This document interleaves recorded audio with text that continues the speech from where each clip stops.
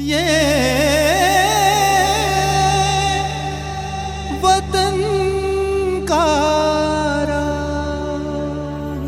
वतन करा के श्रोताओं को सुधा अनुपम का नमस्कार।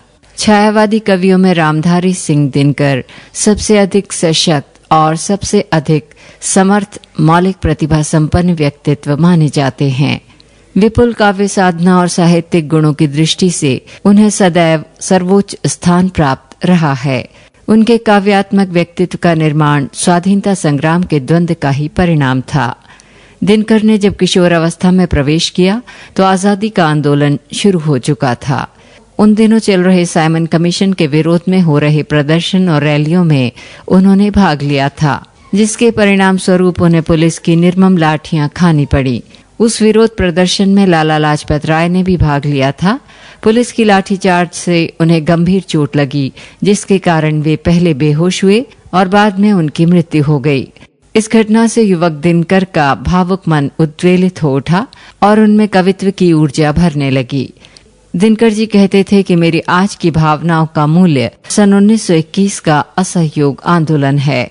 इसके बाद गुजरात के किसानों के सत्याग्रह पर उन्होंने 10 गीत लिखे, जो विजय संदेश नाम से पुस्तक के आकार में छपे थे। इस संग्रह का उल्लेख वारदोली विजय नाम से होता रहा है, क्योंकि स्वयं कविवर दिनकर को इसका सही नाम ध्यान नहीं रहा। दिनकर जी की काव्य यात्रा का प्रारंभ विजय संदेश से माना जाता है। इसके बाद उन्होंने वीरबाला और मेघनाद वधा नामक 2 छोटे छोटे काव्य लिखे। ये पुस्तकें बाद में उपलब्ध नहीं हो सकी। सन 1930 में उन्होंने प्रणभंग नामक काव्य लिखा, जिसका उल्लेख आचार्य रामचंद्र शुक्ल ने अपने हिंदी साहित्य का इतिहास ग्रंथ में किया है। छायावाद की सात्विकता, दार्शनिकता और निराशा से अपने आप को मुक्त कर सामाजिक चेतना को अपनी रचनाओं के माध्यम से उन्होंने प्रकट किया। कभी कुछ ऐसी तान सुनाओ जिससे उथल पुथल मच जाए, कभी कुछ ऐसी तान सुनाओ जिससे उथल पुथल मच जाए। एक हिलोर इधर से आए,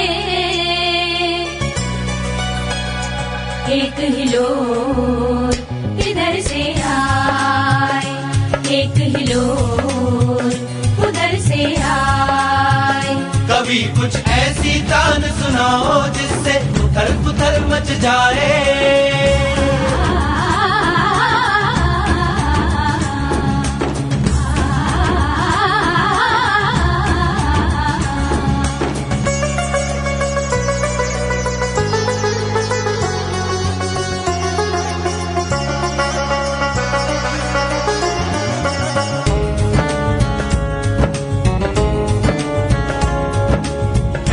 के लाले पड़ जाए, त्राहि त्राहि रब रब में छाए,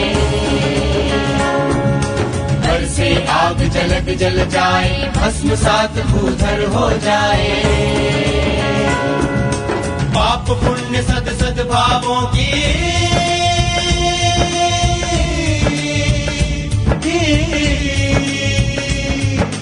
पाप पुण्य सद सद भावों की धूल उड़े उठ दाएं बाएं।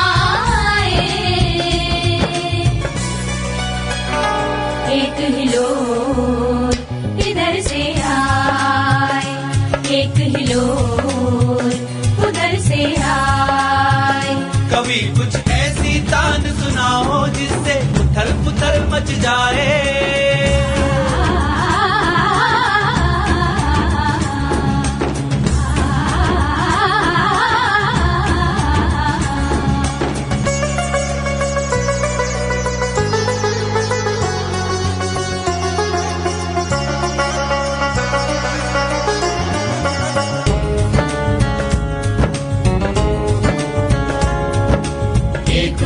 कायरता कांपे, गतानुगति विगलित हो जाए, अंध मूढ़ विचारों की वो अचल शिला विचलित हो जाए, और दूसरी ओर कपा दे रे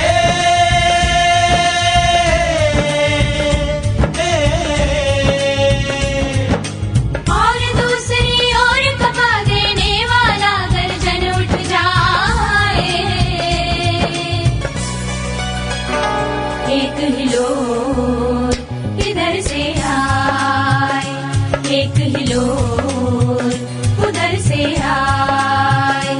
कभी कुछ ऐसी तान सुनाओ जिससे उथल पुथल मच जाए, कभी कुछ ऐसी तान सुनाओ जिससे उथल पुथल मच जाए। एक हिलोर इधर से आए, एक हिलोर इधर से आए, एक हिलोर उधर से आए। कभी कुछ ऐसी तान सुनाओ जिससे उथल पुथल मच जाए,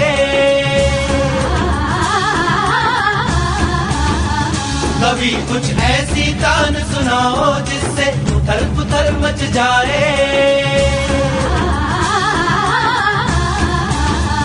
कभी कुछ ऐसी तान सुनाओ जिससे उथल पुथल मच जाए, कभी कुछ ऐसी तान सुनाओ जिससे उथल पुथल मच जाए।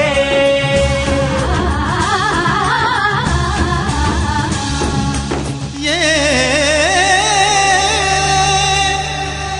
वतन का उस समय भारतीय राजनीति में साम्यवादियों के प्रवेश से मार्क्स के द्वंद्वात्मक भौतिकवादी दर्शन पर आधारित मनुष्य की सामूहिक मुक्ति ने भारत के नवयुवक कवियों को उत्प्रेरित करना प्रारंभ कर दिया। दिनकर जी भी इस ओर झुके, लेकिन दिनकर किसी भी विशेष संकीर्ण सीमाओं में बंद कर नहीं रह सके। उन्होंने सभी ओर से निसंकोच भाव से केवल उन्हीं तत्वों को ग्रहण किया जो मानव हित के लिए उपयोगी थे। दिनकर जी का हृदय क्रांतिकारियों के साथ था। वे अहिंसा को परम धर्म सिद्धांत के स्तर पर ही स्वीकार कर पाए थे। व्यवहार के स्तर पर धर्म के रूप में हिंसा का, सशस्त्र आंदोलन का और युद्ध का भी उन्होंने बार बार जोरदार समर्थन किया और यहीं से उपनिवेशवाद विरोधी वो उग्र राष्ट्रीय काव्यधारा बह चली, जिसकी परिणति हुंकार, कुरुक्षेत्र और परशुराम की प्रतीक्षा नामक कृतियों में हुई। राष्ट्रवादी कविताओं की परंपरा भारतीय हिंदू युग से चली आ रही थी, फिर भी उग्र, रोषपूर्ण गर्जना और पौरुष भरी ललकार का जैसा तेवर दिनकर की कविताओं में देखने को मिलता है, वैसा अन्यंत्र दुर्लभ है। दिनकर जी को ख्याति और स्वीकृति इन शौर्यपूर्ण रचनाओं के कारण ही मिली थी, जिनमें देशभक्ति का राग कूट कूट कर भरा हुआ था। भारत न रह सकेगा हरगिज़ गुलाम खाना, भारत न रह सकेगा हरगिज़ गुलाम खाना, भारत न रह सकेगा हरगिज़ गुलाम खाना, भारत न रह सकेगा हरगिज़ गुलाम खाना। आजाद होगा होगा होगा, आजाद होगा होगा होगा, आता है वो जमाना जमाना। भारत न रह सकेगा हरगिज़ गुलाम खाना, भारत न रह सकेगा हरगिज़ गुलाम खाना।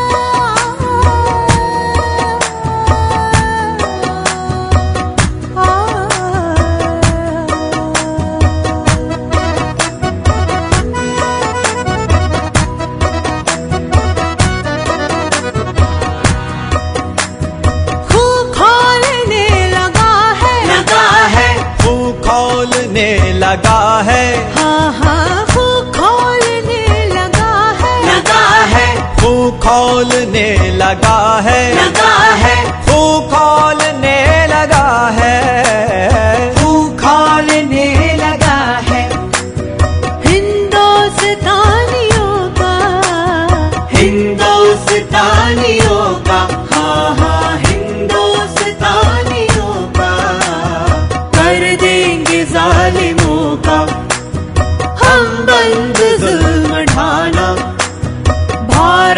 न रह सकेगा हरगिज़ गुलाम खाना।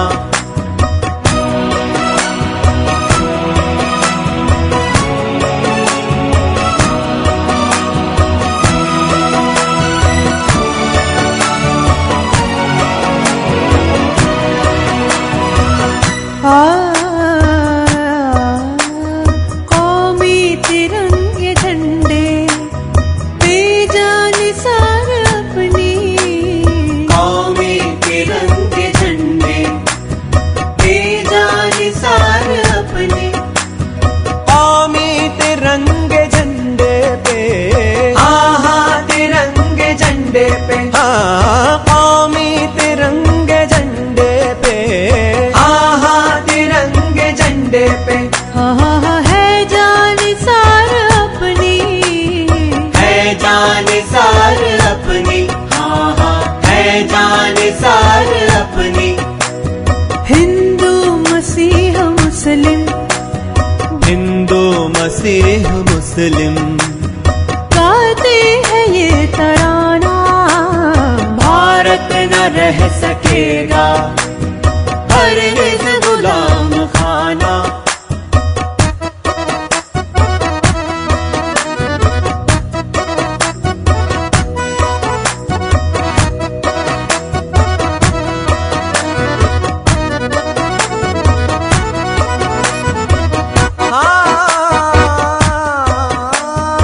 अब भेड़ और बकरी, अब भेड़ और बकरी हाँ अब भेड़ और बकरी हाँ जी अब भेड़ और बकरी बन कर न हम रहेंगे, बन कर न हम रहेंगे, बन कर न हम रहेंगे, बन कर न हम रहेंगे। इस पस्त हिम्मती का हाँ इस पस्त हिम्मती का होगा कहीं ठिकाना, भारत न रह सकेगा हरगिज़ गुलाम खाना।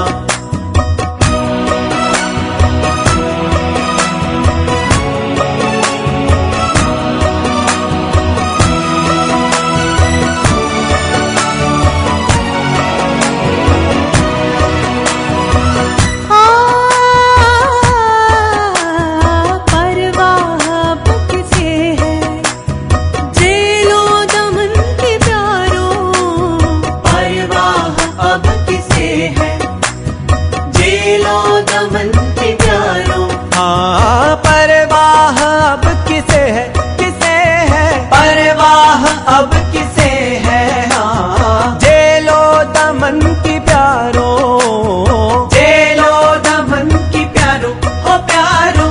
एक खेल हो रहा है, एक खेल हो रहा है फांसी पे झूल जाना, एक खेल हो रहा है फांसी पे झूल जाना, भारत न रह सकेगा हरगिज़ गुलाम खाना।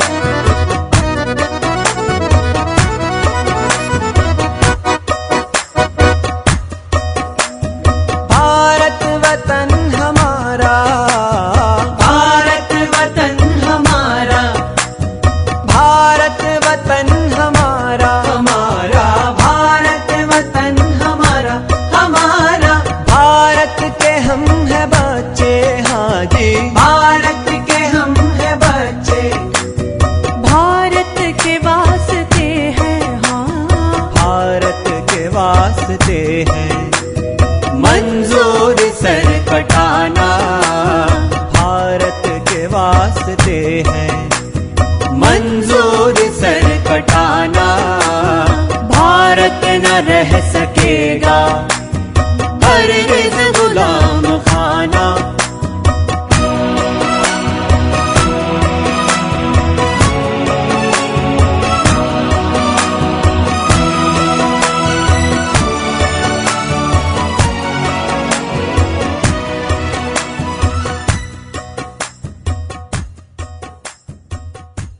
ये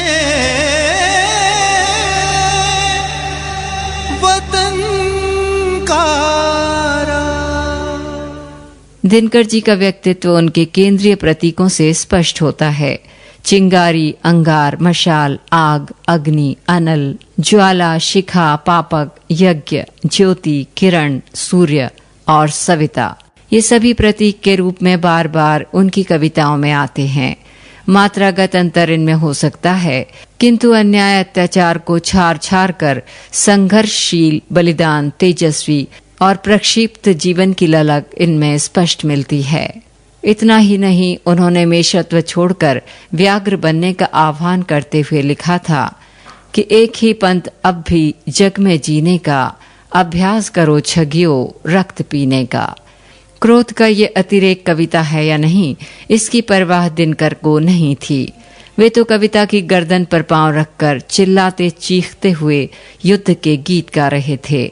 शायद कविता से कोई बड़ी चीज दांव पर थी, जिसे बचाने के लिए वे सब कुछ होम कर देने को तैयार थे।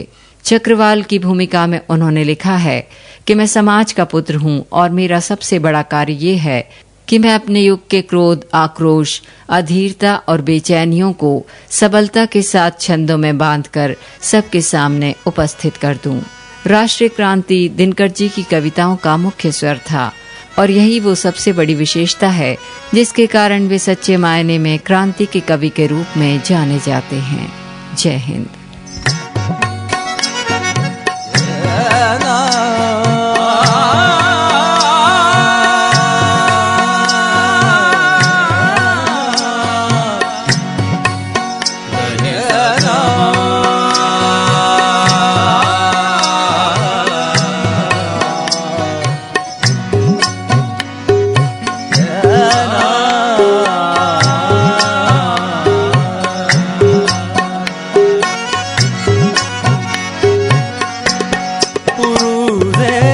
कामयाबी पर कभी हिंदुस्तान होगा, उरूज़ है कामयाबी पर कभी हिंदुस्तान होगा। रियासे याद के हाथों से अपना आशना होगा, रियासे याद के हाथों से अपना आशना होगा। उरूज़े कामयाबी पर कभी दोस्ता होगा।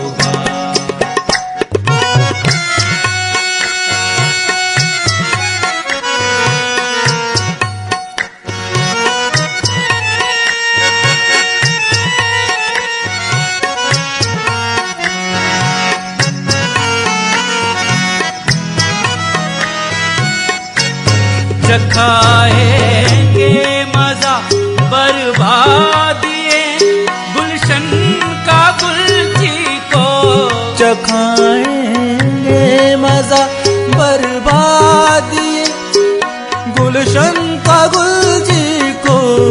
बहार आ जाएगी, बहार आ जाएगी उस दिन जब अपना बागवां होगा। बहार आ जाएगी उस दिन जब अपना बागवां होगा।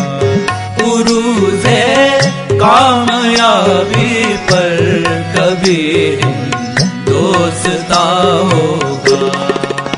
सागमदा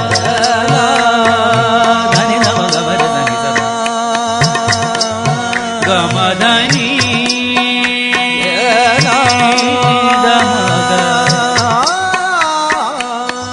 धनी धम गम धनी धनी गम गम। वतन की आबरू का पास देखे कौन करता है,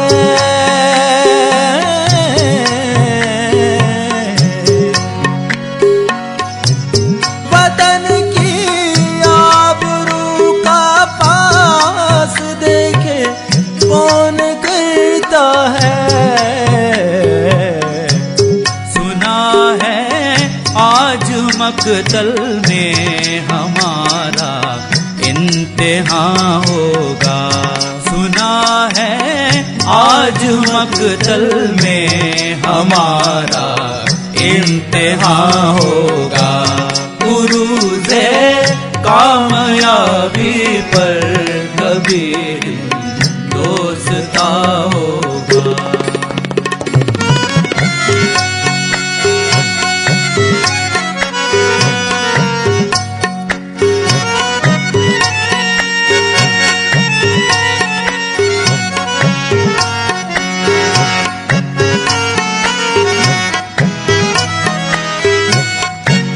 जुदा मत हो मेरे पहलू से ऐ दर्द-ए वतन हरगिज़।